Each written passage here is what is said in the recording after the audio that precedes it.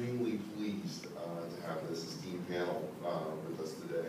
We're going to explore emerging trends in conservatism, how conservatism is changing, how the definition is changing, whether or not it has indeed changed. And I think we're very lucky to have these folks here with us. Steve Bannon is the executive director, is that correct? Sure. Executive chairman of Breitbart News. Powerful organization I think we're all probably familiar with. Norm Singleton is vice president of policy for Campaign for Liberty, an organization that has kind of grown by leaps and bounds over the past 4 years, I guess, since it was founded, 4 or 5 months. Lori Sanders, policy analyst for R Street, great organization that is growing at an exponential rate also, and their work is fantastic. I encourage you to look them up. Brittany Moret of the Libre initiative. They focus on free market issues in the Latino community, how to reach out to that community and why that's important and so on. And Alice Linehan is the founder of Voices in Power. Absolutely legit Tea Party grassroots, straight from Texas. So we're pleased to have this, a very diverse panel here. And let's just get to it. What I want to do is I want to start with you, Steve, and if you guys just want to, we're talking about emerging trends in conservatism. If you could just spend a couple minutes, I'd like to go down the road here and just get your thoughts initially. Well, I think we've seen this at Breitbart. Part of our explosive growth is because we are very focused on I don't want to say anti-establishment, but we believe that when we talk about brands, we talk about parties, we don't really believe there is a functional conservative party in this country. We certainly don't think the Republican Party is that. We tend to look at this imperial city of Washington, this boomtown, as they have two groups of two parties that represent the insiders' commercial party. And that is a collection of insider deals, insider transactions, and a budding aristocracy that has made this the wealthiest city in the country. And our focus is on crony capitalism, grassroots support, supporting Tea Party folks. And I think you've seen this in the current political environment, whether it is the food stamps bill defeat early in the summer, Ted Cruz's gallant fight with Mike Lee against Obamacare, the entire crony capitalism aspect of the AMC bill, on and on and on. I think these fights are going to be the new norm. I mean, it's going to be it's really an insurgent and a center-right populist movement that is virulently anti-establishment, and it's going to continue to hammer the city, both the progressive left and the institutional Republican Party, day in and day out. And I think it's galvanizing, which is really a journey of the people, the working people, and the middle class in this country, to really have a voice. And so we see that as a huge trend. And I just know from our exponential growth that it is something that people are thirsty for out there. So it's we can get into more of the details later, but everything that we see and every trend that we see is very strong to really an outsider's voice and an outsider's movement to really take their country down. Great. Norm? First, I agree with almost everything you said, and I read Breitbart.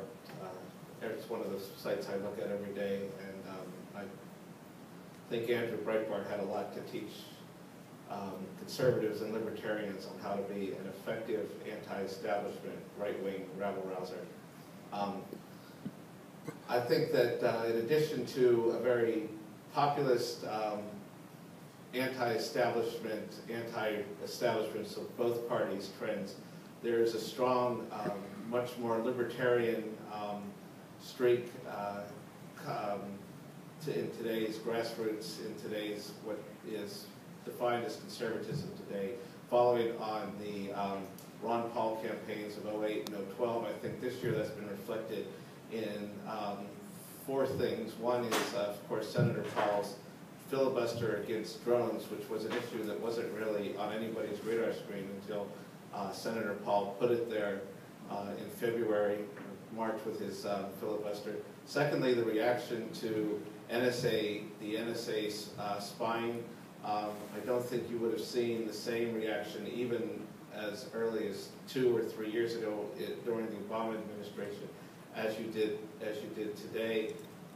Thirdly is the recent overwhelming reaction, including by many Republicans and many grassroots, against the idea of starting yet another war in Syria for undetermined reasons and for an undetermined length of time. And finally, there is the open warfare that seems to have broken out between the establishment and the grassroots over Obamacare. And I think what it is that that is a case where the grassroots is telling the GOP leadership and large sections of the establishment conservative leadership that you've been telling us since Obamacare passed in 2010, so we're now about 3.5 years, that you're going to seriously fight to repeal Obamacare. And we know Harry Reid controls the Senate, and President Obama will never sign a bill. We at least want you to fight, and we'll stand with you if you fight, and we will not stand with you if you continue to give us lip service. All right.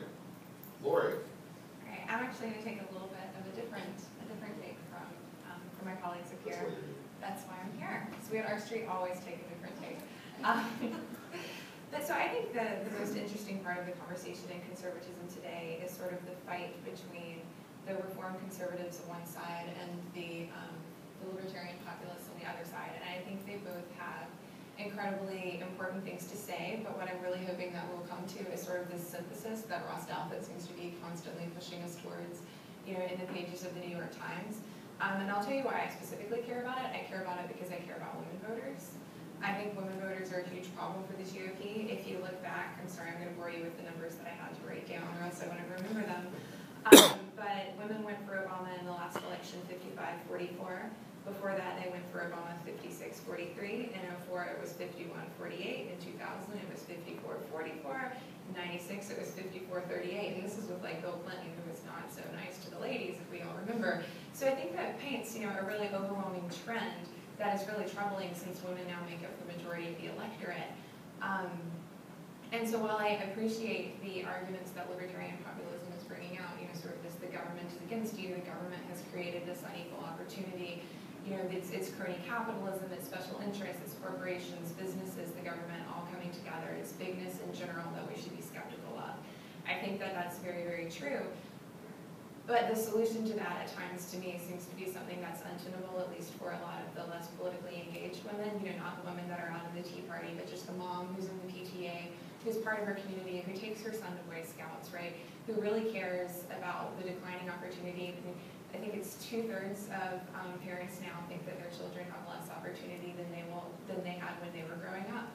And, a lot of libertarian populist rhetoric comes out very strong in that, the solution is to get rid of the Department of Education, the solution is to get rid of all of these, massive programs. And, women are more risk averse on average. I'm in no way trying to paint, this terrible picture that, women are these little shrews living in their houses or anything, right? But we understand that personality takes place on a spectrum, and women on average tend to have certain types of personality traits more than men. So they are more risk averse. They see things in shades of gray versus in black and white, right? It's a much more nuanced world that women tend to live in.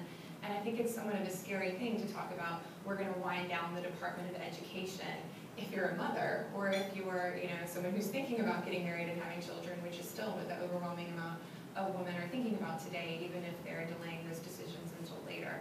So what I'm sort of hoping we will come to is a synthesis between the reform conservatives and the libertarian populists. What the reform conservatives talk about advocating, for the most part, this is Ramesh Ponnuru, Yuval Levin, these people who are thinking deep thoughts about how we update the Reagan agenda for today's problems. It's things like Mike Lee's tax plan. Mike Lee is frequently associated with libertarian populists, but his tax plan is something that I think both sides could really get on board with. It takes the problems of women, the middle class, and the lower class seriously, and it's not something that's overwhelming and frightening and has, very strong rhetoric. So I'm hoping that we'll sort of see a synthesis between how do we work within the system that we have today to reform it, which is what, the reform conservatives want, and the libertarian populists, who I think would take more of an extreme angle, specifically because I think it's the only way that you can get sort of the less politically inclined women to come over to your side. Important points for sure.